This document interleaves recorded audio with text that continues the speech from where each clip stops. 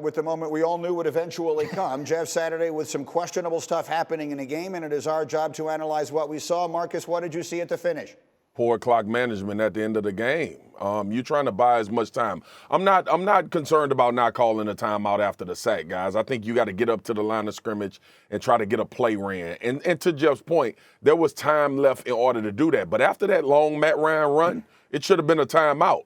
And then regroup and figure out what you're going to do on third down. That's coaching 101. This is coaching malpractice. Even though I love Jeff Saturday and we all do, we would grill anybody else. This play right here was the one for me where you get a timeout, you regroup, you huddle up, and you get your best play called on this third down and 3. This right here, everybody in the damn world knew that you were about to hand the ball off to Jonathan Taylor in that situation. So last night when I'm watching it, after the first play, when the sack happened, I said, okay, this is enough time to get downfield. You got a chunk play at the beginning of this drive.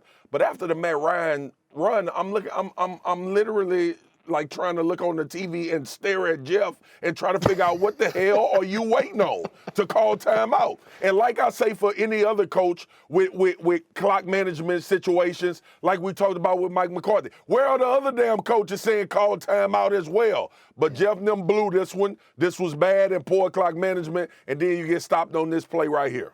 For the record, most of the other coaches have been fired, but that's a separate conversation.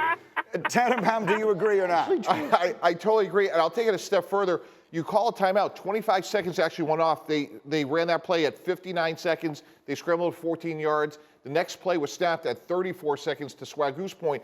And then the other part is at practice, guys, and Neek, Swagu, you guys know this, there are some plays you have called gotta have it, where you're going to run a play regardless of what the defense is going to run that you know you could get 3 to 5 yards. That's why you call the timeout there, Greeny. So you say, all right, what's our gotta have it play? What's going to work regardless of what the other team does? And the fact that they didn't do it not only hurt them from a time standpoint, but from a strategy standpoint. For what it's worth, I went through all of the notes after the game. Jeff said they knew what play they were running. Now, Marcus said everyone knew they were going to run it, but that was the play. They had the play already called, and they were going to run the ball to Taylor on that third and short. Go ahead, Dan. Yeah, but I think Marcus's point about the reset is the key one, right? Like, I get what Jeff is saying. He said, you know, I thought we had enough time, and maybe he did. They didn't lose the game because they ran out of time. They lost the game, they didn't get the fourth down. That's right. But the previous 2 plays had not gone as planned. Right? It was a sack, and then it was a Matt Ryan scramble. They certainly did not call a 14-yard Matt Ryan run up the middle.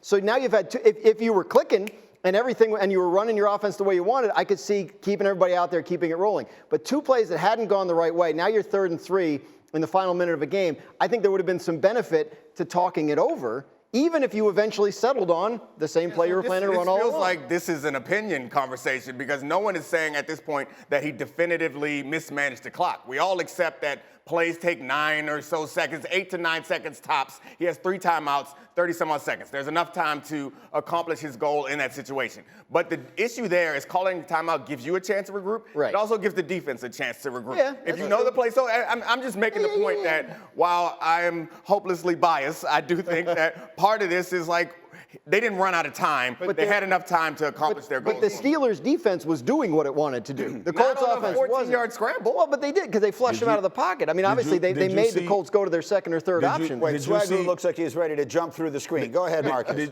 Did you see the guy that made the play on the 3rd and 3? He knew the damn play. Yeah, exactly. He knew the play. That he went underneath the tackle and made a backfield tackle on Jonathan Taylor. So if Jeff and them knew the damn play, the Steelers knew the play, like I said, Foxy.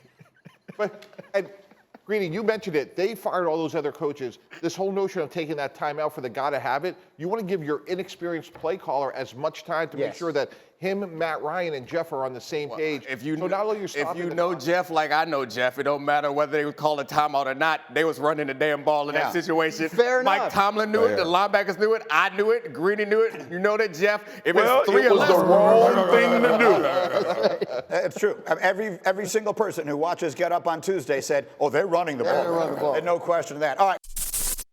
Thank you for watching ESPN on YouTube. For live streaming sports and premium content, subscribe to ESPN+.